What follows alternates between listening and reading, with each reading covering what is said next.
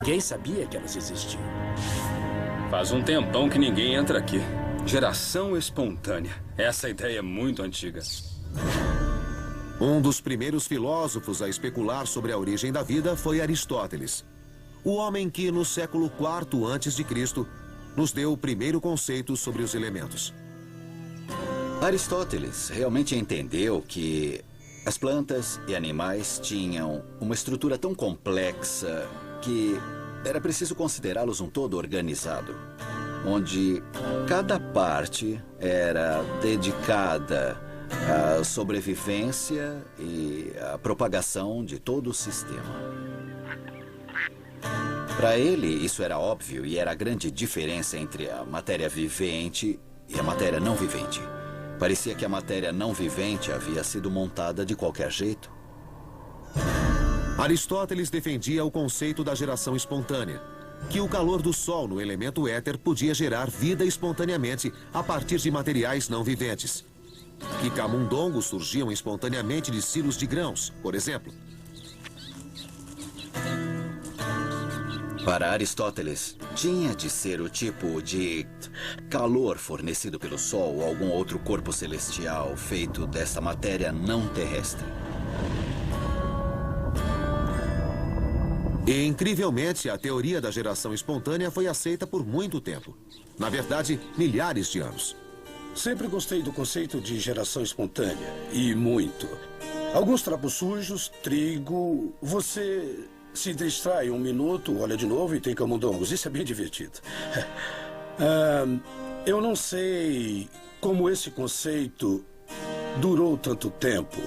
Porque um simples teste poderia ter demonstrado que os camundongos não são gerados espontaneamente, a partir de trapos sujos e trigo.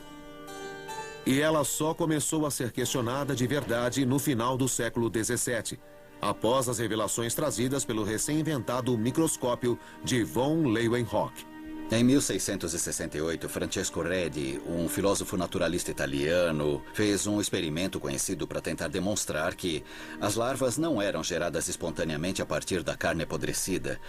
Ele havia ouvido dizer que no verão os caçadores e açougueiros cobriam as carnes com um pano fino para evitar a sua putrefação e o crescimento de larvas em cima delas. Então ele pegou amostras de vários tipos de carne, as colocou em frascos abertos e cobriu os frascos com musselina fina. E é claro que não cresceram larvas em nenhuma das carnes, embora ele tenha observado que moscas pousavam sobre a musselina que cobria os frascos e punham ovos sobre ela, e que com o passar do tempo os ovos se transformavam em larvas. Contudo, o conceito da geração espontânea persistiu durante o século XVIII. E um grande defensor da teoria da geração espontânea foi um padre católico chamado John Needham, que nasceu em 1713, na Inglaterra.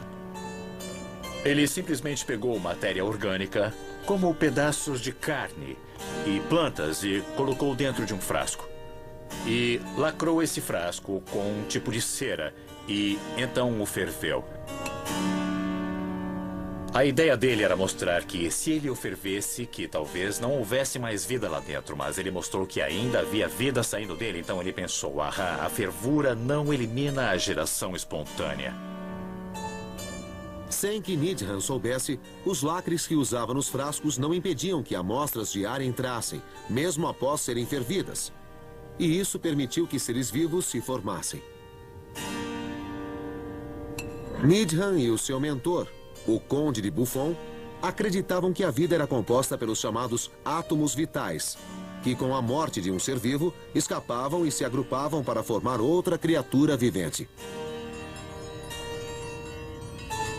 Os dois publicaram muitas observações experimentais ao examinar as moléculas do material de animais mortos se desintegrando. E eles relataram que viram moléculas orgânicas se libertarem, girar pela solução e se agrupar, formando o que indiscutivelmente era igual a protozoários. E que então saíram nadando como criaturas livres. Mas Lázaro Spallanzani, nascido na Itália em 1729, naturalista amador e, por coincidência, padre também, não conseguiu alinhar os átomos vitais de Needham com as suas crenças religiosas e criticou o trabalho dele. Ele fez experimentos semelhantes com infusões em frascos de vidro. Mas em vez de lacrá-los com uma rolha ou alguma substância grudenta, ele derreteu a ponta do frasco com uma chama bem forte, que se derreteu e ele fechou. Então ele ferveu a infusão dentro desse frasco totalmente lacrado. E aí esperou vários dias para ver se a solução ficava turva ou opaca, um indício do crescimento de micro-organismos. As soluções continuam cristalinas. Mas Needham reagiu, dizendo que Spallanzani, ao selar o frasco, impediu a sua exposição às moléculas orgânicas necessárias para a vida. O debate terminou em empate. Contudo, no século XIX, diante das evidências físicas, a teoria da geração espontânea cairia por terra. Em 1862, o alquimista francês Louis Pasteur revisitou o debate entre Spallanzani e Needham e, através de um experimento mais elaborado, provou que a geração espontânea não existe. Pasteur tentou encontrar maneiras de permitir o acesso de ar a uma infusão para que ele pudesse de uma vez por todas responder à crítica de Needham, mas ao mesmo tempo evitar que germes flutuassem livremente pelo ar e que, quando entravam nas infusões, eram a fonte de crescimento dentro delas. Pasteur usou 3 conjuntos de béqueres. Em um deles, os béqueres foram completamente lacrados. Em outro, eles foram deixados abertos, mas os pescoços foram estreitados e retorcidos. No terceiro, os béqueres foram deixados totalmente abertos.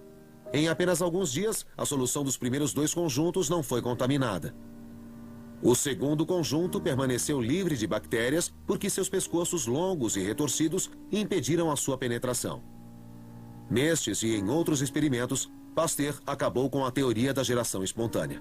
Esta é uma das maiores e mais convincentes evidências experimentais já realizadas por alguém para contribuir com o debate sobre a geração espontânea. Mas aquele experimento teve um desdobramento interessante. Pasteur foi tão convincente em sua demonstração que a vida não podia surgir espontaneamente que passaram-se mais 40 ou 50 anos antes que a comunidade voltasse a pensar na origem da vida. Porque seus experimentos haviam sido tão convincentes que acabaram com o conceito da vida surgir sozinha.